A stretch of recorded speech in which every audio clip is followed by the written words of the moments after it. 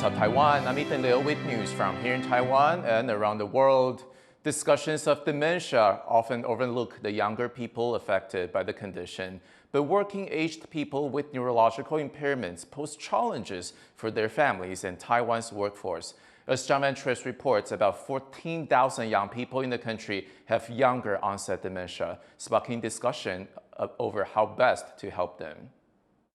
There's more to this cafe than meets the eye. Here, the servers all have dementia. But these are not the faces of dementia most customers are used to seeing as the population ages. These servers are all aged between 30 and 64. An International Alzheimer's Foundation says the odds of getting dementia in this younger age bracket are just 1 in 1,000, which in Taiwan has translated to about 14,000 people of working age with the condition, a possible financial disaster for those in their prime earning years. As awareness of younger or early-onset dementia grows, so does discussion about how to help people who develop the condition. Some stress early detection and intervention, and there are care resources for those who need it, regardless of age. Cities like Taipei, where around 40,000 people live with dementia, are especially well-equipped. 希望能够早期诊断、早期治疗，所以初筛很重要。初筛确诊，然后到就医、到支援的一个连结，所以我们台北市这边我们有11个失智共照中心。 But many people living with dementia are still able to do some form of work to help support themselves. And one NGO in particular wants to help patients who are able to get back into the workforce. 如果没有一个足够友善的职场的支持环境的时候，他其实多半还会面临到提早退休、被迫离职等等相关的一些情况。那这影响的可能是家庭里面的经济，然后还有甚至是就是结构，然后是子女的教养。 There are calls for a law to address the needs of people living with dementia, including these younger patients. But for now, local officials and NGOs are finding ways to at least ease the social impact of this debilitating condition. Ryan Wu and John Van Trieste for TaiwanPlus. Tibetans in Paris took to the streets to protest Chinese pressure on French museums. 2 museums changed the name of their Tibetan exhibitions using the Chinese name Xizang to refer to Tibet.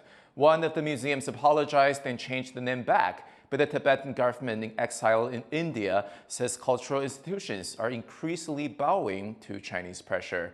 For more on the issue, Gino Lopez spoke to Peng Xuanli from the Taiwan branch of Students for Free Tibet.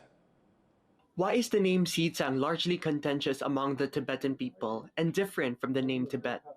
Tibet is the English term that directly originated from the Tibetan term bird.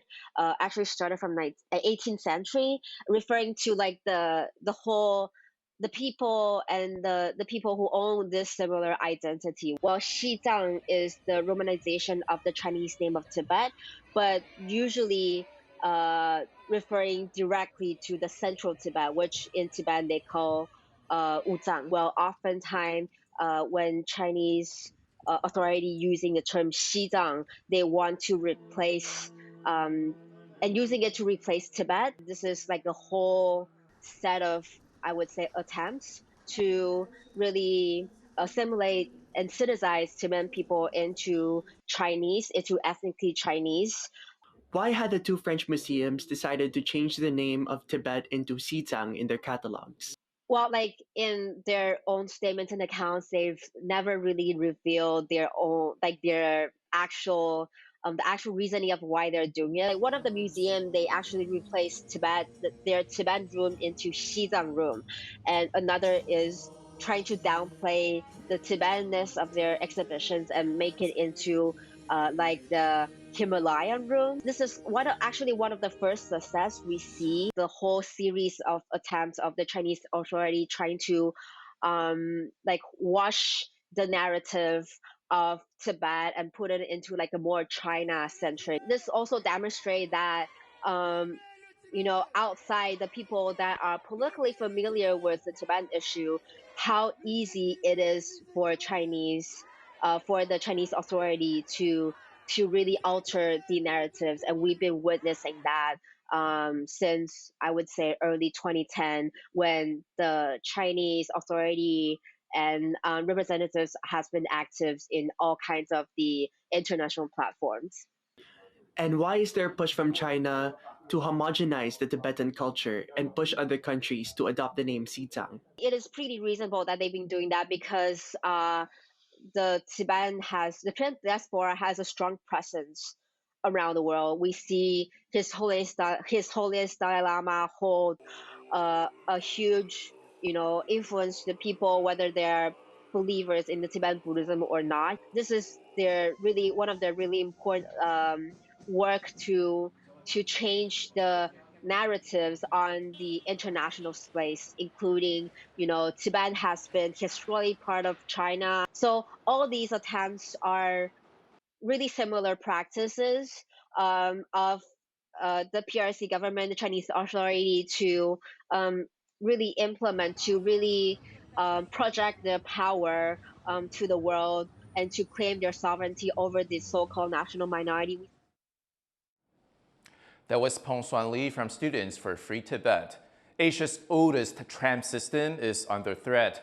For over 150 years, Kolkata streetcars have been part of the Indian city's cultural fabric. But tram enthusiasts worry this historic icon may soon be discontinued. Wesley Lewis has the details. The bell is tolling for one of Asia's oldest public transportation networks, now at risk of being phased out. Located in the city of Kolkata, West Bengal, it's India's last operating tramway. For 18-year-old Kolkata resident Deep Das, the streetcars aren't just a mode of transportation. They are part of the city's unique charm. Whenever I sit in tram, I can see the city through a different point of view, because these wooden frames have a different taste of vision. I can see the detail of the city through this tram because it's very nostalgic. The tramway was established in 1873 when Kolkata was the capital of British-ruled India. The trams have witnessed over a century of historic events, both pre- and post-independence. The network once boasted 37 lines. Now only 3 remain. Traffic congestion and neglect have contributed to declining ridership, but locals like Das have not given up on the trams. I really feel sad about it that I'm riding these trams and one day they all will be scrapped. But the next time I think that we can be the change, we can do something. So let's not lose hopes and let's fight for it. We can make something better out of it instead of scrapping it. The state government says it plans to shut down the 151-year-old network, except for one line they plan to use as a heritage joyride route for tourists. Tram advocates say the streetcars have taken a back seat to the city's car, metro, and bus infrastructure. But they say trams are a better investment. Service life of the trams is 50, 60, 70, 80 years life, in contrast to 5 to 10 years for buses, state transport buses. And for tramways, the operational running cost and everything is minimum.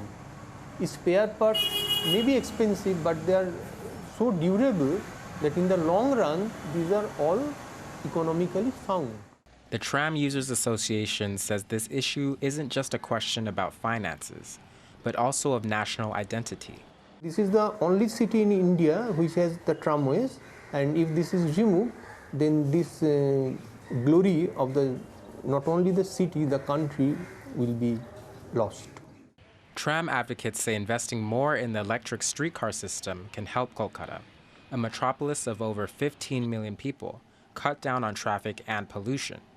And as committed riders continue their fight to preserve the streetcars, they hope their city won't lose track of a piece of its cultural heritage. Kama Shu and Wesley Lewis for TaiwanPlus. Thank you for watching What's Up Taiwan. You can visit the TaiwanPlus website and follow our social media for more stories from Taiwan and around the world. Finally, Ethiopia's Orthodox Church is marking its Meskel Festival. Here is how they celebrate it. I'm Ethan. Take care, and I'll see you next time.